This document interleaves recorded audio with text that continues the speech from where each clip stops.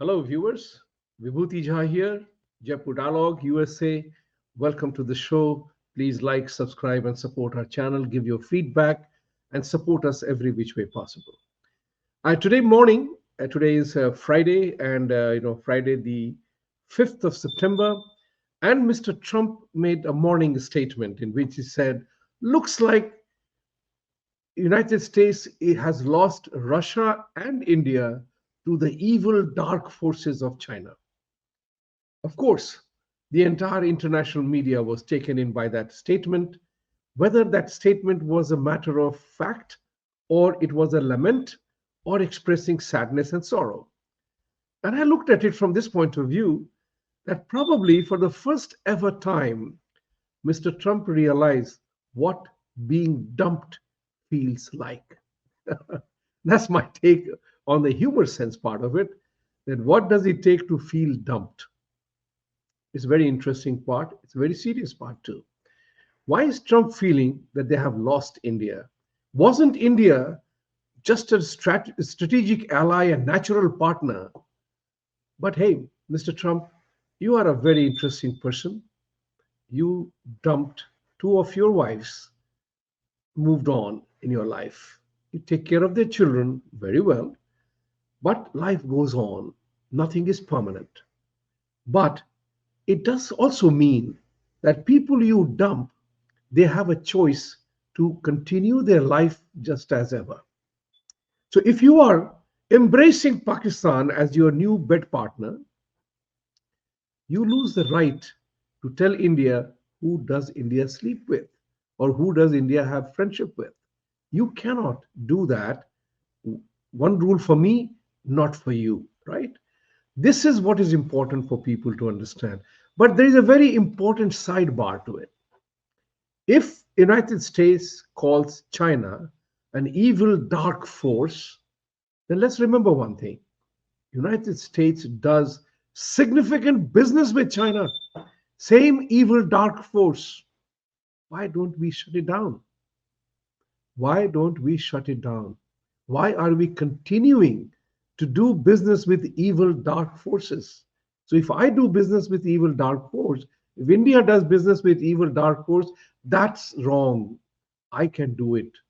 This duplicity of behavior is what is hurting America the most. So you impose, Mr. Trump imposes additional 25% sanction on India, leading the tariff to 50% for taking Russian oil, but you punish China with nothing at all. Everything is as usual. And there is a reason for that. The reason is very simple. United States, every single household is full of items made in China. Whether it's a glass piece, whether it's a memorabilia or a garden chair or whatever, it's all made in China. And United States knows, Mr. Trump realizes that if tomorrow, out of sheer retaliation, which China has told America that do not treat us the way you are treating us, Indian Ministry of External Affairs made a statement, treat us with dignity and respect. Everybody wants dignity and respect. But look at what Trump advisors are doing. Mr. Lutnick's statement today is absolutely shockingly disgusting when he tells on national TV that India will come crawling and they will do business on, will say sorry and do business with it. Even the one, it looks like in an insidious way, he doesn't want to do business with India. It is just trying to punish India so that they can bring in the toolkit operator Rahul Gandhi to run the show as their bidding is done. It's very critical. We are living in a very different era today. Prime Minister Modi has made it very clear right from the beginning that India will focus on technology, networking, cloud technology, security, artificial intelligence, machine learning, semiconductor, chips, defense and nuclear capabilities, protecting his rural hinterland, businesses, small and medium enterprises. He's made it very clear that's what India's moving forward will be in these arenas, you know, including energy independence, the big one. So if there are advantages emerging in the marketplace because the rules, the people are do what America is doing in Ukraine or Europe is doing in Ukraine, hey, don't blame me for that. I'm only taking advantage of the capitalist tool to take advantage of the opportunity that market offers you. Why are you blaming me for that? Ladies and gentlemen, I just wanted to say the beep beep that you hear at the back is the false alarm on account of fire alarm. I fixed the batteries yesterday, but it's still out there. Anyway, sorry for that.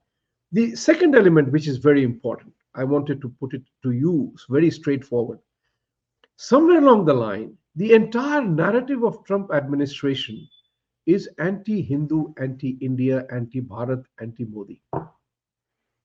So much so that an Austrian guy, you saw the statement of his, wanted to make India ex India. This is the kind of rhetoric that comes from when Mr. Trump issues statements, the kind of thing that he is doing against India. I'm a Republican. I'm the original deplorable who supported Trump when he was in 2016 stepping down the escalator. It angers me so much more that you can't believe. We are paying 6% of the taxes of America, Indian Americans. We are only 1% of the population. But at the moment, we are being hounded, branded, and accused of eating away American economy, American jobs, and we are the bad guys. Not recognizing that the bad guys are already here and who are trying to disrupt your culture and social life. And we are not even asking for anything. That's the imaging that Indian Americans need to worry about, right from back home in India, Ministry of External Affairs, Government of India, and we in America. There has to be a very concerted institutional response to American, this ridiculous statements that are coming. Mr. Lutnick needs to go to people like that need to go to a training school how to use words properly and appropriately. This is immensely important. The other part which I'm trying to say is, I'm on record making a statement here many times that between Mr. Modi and Mr. Trump, between India and America, the two most prominent democracies of the world, there is so much convergence of purpose. There is so much similarity of objectives of the country and the people that I would hope that Modi and Trump got along well, which they did. Modi risked his entire political, scenario by endorsing Trump in 2020, virtually calling Ab Ki Baar Trump Sarkar once again. And because Modi did not meet him in the next election cycle, because Kamala Harris had refused to meet Modi because of Hindutva part of it, and Modi did not meet Trump to retain an equivalence and balance that I'm not talking to any candidate, Mr. Trump cannot get angry. He must actually understand the dilemma, because I know it, that many Democrats had talked about teaching Modi a lesson. This is important for Mr. Trump to know. But what is important here for us to bear? Whoever is advising Mr. Trump has totally succeeded, and I say this with sadness, totally succeeded in destroying India-US equation and Mr. Trump and Modi equation. I'm saddened. I'm disappointed because whoever is there, whoever is advising Trump is going totally anti-India, anti-Hindu, anti-Bharat, anti-Modi. As if the solution to the world comes only because it's Modi's war in Ukraine. Think about it. Think about it. It's a European war. Even a person who can't see, eat, drink, they can tell you it is not India's war. It is European play. All you can do is, very simply put, abandon NATO. It's a war members club. It's a white man's war members by invite only club. Do you need this in 2025? It is an institution of 1947. Admit Russia in NATO, matter over. You no longer have any enemy. Or else give the guarantee that Ukraine will not go into NATO. Matter solved. Why is it India's problem? Why is it China's problem? Why is it Japan's problem to deal with Ukraine war as a global challenge? Sorry, India didn't bite the bullet. Modi also did not bite the bullet. And they said, it's for you to stop the war, not for me. This is what is important for America to understand. Mr. Trump, you, India is not lost. Both countries need each other. I want to advise, to suggest Indian people also not to make the statements like US needs India more than India needs US. Don't do that. Because in your body, every body part has to perform its function when called upon to. Can you say some part is unimportant? Not at all. Likewise, in any relationship, something becomes important when it is to be used. And that's what is critical. India and United States have to recognize a few common imperatives because both are democracies. You can't deal with, you can't sleep with Pakistan as an enemy nation and tell me who to sleep with or who I want to be friends with. No, you can't. You can't do that. You lose the right to say that. I'm not even talking about moral and ethics because in politics, morality and ethics are words in political punchline, not in real politics. The other part which I wanted to say, EU and NATO have to come to a term with India and the rest of the world that this era of colonialism and imperialism is over. European issues are Europe's problems. They are not world's problem. The first two world wars that happened, they were European skirmishes in which the colonial armies died in millions fighting for European problems. This time, nobody is agreeing with that. You can be upset, but you can't be upset with everybody else because you have to live with. We are living in a remarkably interconnected world. And in this interconnected world, it is critical for everybody to know that you are not living in isolation. In a PBS program about 12 years ago, where there were four very senior presidential staff, very senior. And I had said, instead of supplying F-16s to Pakistan, why don't you set up F-16 fund to train madrasas into STEM education schools? Probably you would have helped Pakistan become a better country if you had used your F-16 money to train people in kids in Pakistan with STEM education. Insofar as India and China is concerned, what India has to worry about, India, Russia, and China have found a commonality of purpose that we will not let the United States and NATO dominate our decision making. And that's the common purpose. India will have to be always careful of actual Chinese intent.